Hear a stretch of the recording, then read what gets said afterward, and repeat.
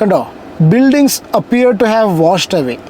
ഇപ്പോൾ ഈ പുഞ്ചിരിമട്ടം കോളനി, ഇപ്പോൾ നിങ്ങൾ സ്ക്രീനിൽ കാണുന്ന ഈ പുഞ്ചിരിമട്ടം കോളനി, അവിടെ ഈ യെല്ലോ ഡോട്ട്സിൽ കാണിച്ചിട്ടുള്ള അവിടെയൊക്കെ വീടുകളുണ്ട്.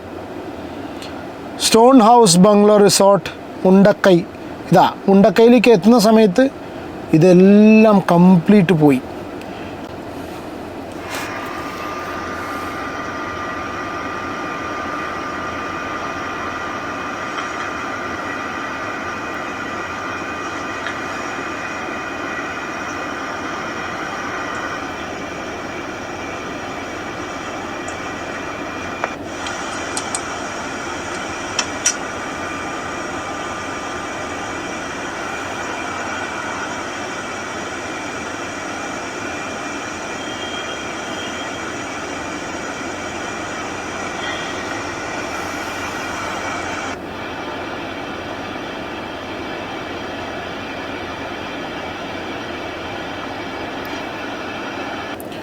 നമസ്കാരം. നിങ്ങളിപ്പോൾ ഫസ്റ്റ് 45 സെക്കൻഡ്സ് കണ്ടിട്ടുള്ള ഈ CCTV ഫുട്ടേജ് നമ്മുടെ കേരളം കണ്ടതിൽ വെച്ചിട്ടുള്ള ഏറ്റവും വലിയ പ്രകൃതി ദുരന്തമായിട്ടുള്ള വയനാട് ഉരുൾപൊട്ടലിൻ്റെ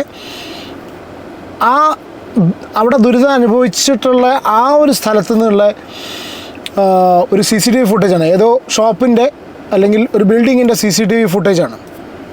കാണുന്ന സമയത്ത് തന്നെ എത്ര എന്താ പറയുക, ഹൊറിഫിക്, അത്രയും ഭയാനകം അല്ലേ.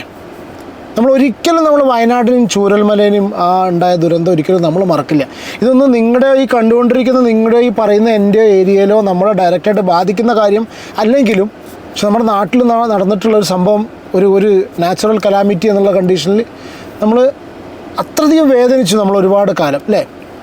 അവിടെ അനാഥമാക്കപ്പെട്ട ഒരുപാട് കുട്ടികൾ, മുതിർന്ന ആൾക്കാർ, ഒരു കുടുംബം മൊത്തം പോയി. സ്ഥലം എവിടെയാണെന്ന് കണ്ടാൽ തിരിച്ചറിയില്ല, വീടെന്താ സിറ്റുവേഷൻ കണ്ടാൽ തിരിച്ചറിയില്ല. ഇങ്ങനത്തെ ഈ ഒരു അവസ്ഥയിലൂടെയാണ് ആക്ച്വലി വയനാട് കടന്നു പോകുന്നത്. ഞാനിന്ന് സോഷ്യൽ മീഡിയ നോക്കിയ സമയത്ത് ഇന്ന് ഏറ്റവും കൂടുതലായിട്ട് സോഷ്യൽ മീഡിയയിലൂടെ സർക്കുലേറ്റ് ചെയ്തുകൊണ്ടിരിക്കുന്ന വിഷ്വൽസാണിത്. അതായത് ഇത് വയനാടുണ്ടായിട്ടുള്ള ആ CCTV ഫുട്ടേജ് കൊണ്ടാണ് ഞാൻ കണ്ടിട്ടുള്ളത്.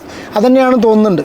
വെള്ളം അങ്ങോട്ട് ഇറച്ചെത്തുന്ന സമയത്ത് നമ്മൾ ഇതിൽ കാണുന്ന പോലെയല്ലല്ലോ അല്ലേ, നമ്മൾ ഈ വിഷ്വൽസ് വീഡിയോ ഒക്കെ കാണുന്ന പോലെയല്ല.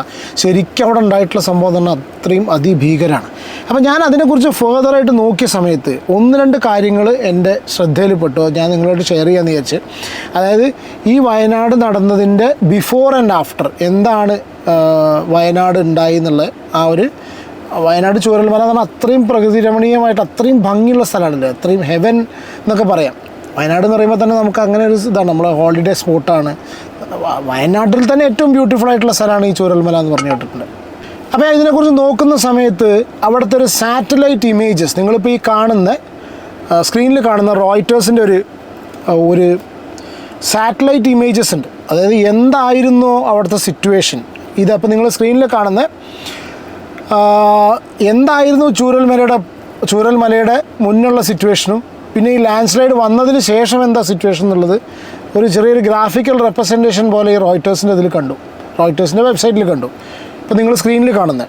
അപ്പോൾ ഞാനിതിങ്ങനെ താഴേക്ക് സ്ക്രോൾ ചെയ്ത് പോകുന്ന സമയത്ത് എനിക്കറിയാം, നിങ്ങൾ കാണാൻ സാധിക്കും ആഫ്റ്റർ ദി ലാൻഡ് സ്ലൈഡ് എന്ന് പറഞ്ഞതിൽ കാണിക്കുന്നുണ്ട്. അതായത് താഴെ കാണിക്കുന്നു ബിഫോർ ദി ലാൻഡ് സ്ലൈഡ്, അത് കഴിഞ്ഞ് ആഫ്റ്റർ ദി ലാൻഡ് സ്ലൈഡ്. അപ്പോൾ നോക്കൂ, ആ മുകളിൽ നിന്ന് ഈ ഒരു ട്രാൻസിഷൻ വന്നുകൊണ്ടിരിക്കുന്നത്. അപ്പോൾ ആ ഏരോ മാർക്ക് കാണിക്കുന്നത് അവിടുന്നാണ് ഈ ഉരുൾപൊട്ടലിൻ്റെ പ്രഭവ കേന്ദ്രം. ഓക്കെ, ഇതിങ്ങനെ താഴേക്ക് വരുന്ന സമയത്ത് എന്തൊക്കെ ആ ഒരു സ്ഥലത്ത് ഉണ്ടായിട്ടുണ്ടോ അതിനെ കംപ്ലീറ്റ് അടിച്ച് തുടച്ച് കൊണ്ടുപോയിക്കൊണ്ടാണ് ഈ ഉരുൾ വന്നിട്ടുള്ളത്.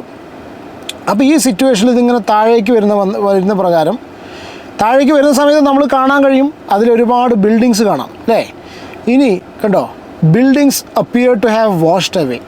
ഇപ്പോൾ ഈ പുഞ്ചിരിമട്ടം കോളനി, ഇപ്പോൾ നിങ്ങൾ സ്ക്രീനിൽ കാണുന്ന ഈ പുഞ്ചിരിമട്ടം കോളനി, അവിടെ ഈ യെല്ലോ ഡോട്ട്സിൽ കാണിച്ചിട്ടുള്ള അവിടെയൊക്കെ വീടുകളുണ്ട്. Stone house bungalow resort, Mundakkai. ഇതാ മുണ്ടക്കൈയിലേക്ക് എത്തുന്ന സമയത്ത് ഇതെല്ലാം കംപ്ലീറ്റ് പോയി. അപ്പോൾ സൈഡിൽ നിങ്ങൾ എഴുതി കാണിക്കുന്ന 55 ബിൽഡിങ്സ് വാഷ്ഡ് അവേ, 55 ബിൽഡിങ്സ് വർ വാഷ്ഡ് അവേ. 55 ബിൽഡിങ്സാണ് ഈ ഉരുൾ കൊണ്ടുപോയത്. മുണ്ടക്കൈ പോസ്റ്റ് ഓഫീസ് നിന്ന സ്ഥലം. അപ്പോൾ 88, അവിടെ വരുമ്പോൾ 88-79 ബിൽഡിങ്സായി. അതുപോലെ ഇങ്ങനെ താഴേക്ക് വരുന്ന സമയത്ത് കണ്ടോ ഇതൊക്കെ എല്ലാം ഉരുൾ കൊണ്ടുപോയതാണ്. 138 ബിൽഡിങ്സ്. ചൂരൽമല, അതാ Vellarmala government vocational higher secondary school. നിങ്ങളിപ്പോൾ താഴെ കാണുന്നതാണ് ആ ഹയർ സെക്കൻഡറി സ്കൂൾ നിന്ന സ്ഥലം. നമ്മൾ സ്ക്രോൾ ചെയ്ത് താഴേക്ക് പോകുമ്പോൾ ഈ സ്കൂളും പോയി. ഇവിടെ എത്തുമ്പോഴേക്കും 204ഓളം ബിൽഡിങ്സ് പോയി. 207 ബിൽഡിങ്സ്. വെള്ളാരിമല കോളനി. അവസാനം നമ്മൾ താഴെ സൂചിപ്പാറ വാട്ടർഫോൾ വരെ എത്തി. ഇത്രയും നമ്മൾ ഈ ഒരു സിറ്റുവേഷൻ നമ്മളിതിൽ കാണുന്ന സമയത്ത് അതിനേക്കാളും കൂടുതലാണ് അവിടെ ആൾക്കാർ അനുഭവിച്ചതും ഇനി അനുഭവിച്ചുകൊണ്ടിരിക്കുന്നതും.